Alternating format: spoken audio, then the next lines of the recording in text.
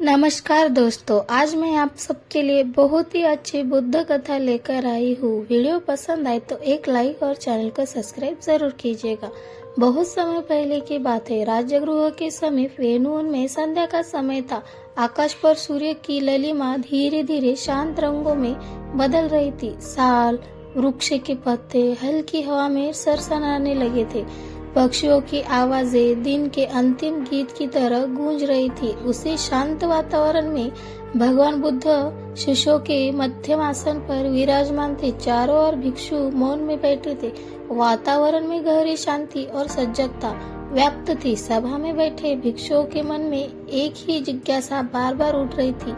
जीवन में सफलता का कारण क्या है? क्यों कोई व्यक्ति बिना अधिक संघर्ष के आगे बढ़ जाता है और कोई जीवन भर परिश्रम करने के भी पीछे रह जाता है? उसी जिज्ञासा को शांत करने के लिए बुद्ध ने एक प्राचीन कथा का स्मरण किया और उसे सभा के समक्ष प्रस्तुत किया। बहुत समय पहले अवंती जन्म में एक छोटा सा नगर था। नगर के बाहर उपजाऊ मैदान, दूर दूर तक फैले खेत और एक शांत सरोवर था। उसी नगर में दो युवक रहते थे। दोनों का जन्म समान परिस्थितियों में हुआ था, परंतु उनका स्वभाव और जीवन दृष्टि भिन्न थी। पहला युवक अवसरों को पहचानने में निपुण था। उसे जीवन सहज प्रतीत होता था। परिस्थितियां उसे अनुकूल बनाती चली जाती थी।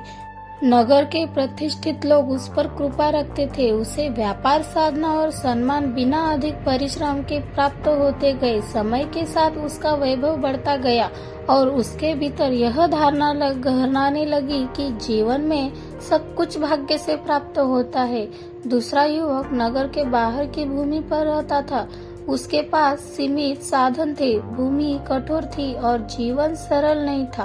वह प्रतिदिन श्रम करता, मिट्टी को सुधारता और प्रकृति के साथ तालमेल बिठाकर आगे बढ़ने का प्रयास करता। उसके लिए सफलता तत्काल नहीं थी, पर उसका प्रयास निरंतर था। समय अपनी गति से आगे बढ़ता रहा। नगर में पहला युवक में वैभव के शिखर पर पहुंचा गया। उसके भवन ऊंचे हो गए, उसके वस्त्र भव्य हो गए, उसका जीवन बाहरी चमक से भर गया, पर भीतर अनुशासन और संयम धीरे धीरे कम होता चला गया। भाग्य पर निर्भरता बढ़ती गई और कर्म का महत्व घटता गया। उधर दूसरा युवक कठिनाइयों से जूझता रहा। कभी वर्षा ने साथ नहीं दिया, कभी भूमि ने अपेक्षित फल नहीं दिया, फिर भी उसने धैर्य नहीं छोड़ा। उसने जल संरक्षण किया, मिट्टी को समझा और हर सफलता को सीख की तरह स्वीकार किया। उसका जीवन शांत था पर स्थिर था। कुछ वर्षों के बाद परिस्थितियां बदलने लगी। नगर में व्यापारिक मार्ग बदल गए। जिन अवसरों पर पहला युवक निर्भर था वे समाप्त होने लगे। उसका वैभव धीरे धीरे क्षीण होने लगा। जिन संबंधों ने उसे ऊपर उठाया था वे अब साथ छोड़ने लगा। पहले यह परिवर्तन उसे स्थायी लगा, लेकिन समय के साथ वास्तविकता स्पष्ट होती चली गई। धन कम होने लगा, प्रतिष्ठा धूमिल होने लगी। जीवन की बाहरी चमक भीतर की रिक्तता को ढक नहीं सकी। उसी समय नगर के बाहर श्रम करने वाले युवक की भूमि उपजन देने लगी। वर्षों के प्रयास का फल अब प्रकट हो रहा था। उसकी समृद्धि दिखावे की नहीं थी, वह संतुलन और संतोष से भरी हुई थी। उसकी आवश्यकताएं सीमित थी और उसका जीवन स्थिर था।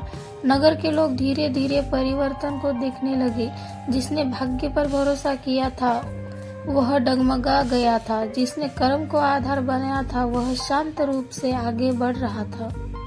बुद्ध की सभा में बैठे भिक्षु इस कथा के प्रवाह में गहराई से डूब चुके थे। बुद्ध ने कथा को आगे बढ़ाते हुए यह स्पष्ट किया कि समय किसी का स्थायी साथी नहीं हो जाता। जो केवल अवसरों पर निर्भर रहता है वह समय के बदलते ही कमजोर पड़ जाता है, और जो निरंतर कर्म करता है वह परिवर्तन के बीच भी स्थिर बना रहता है।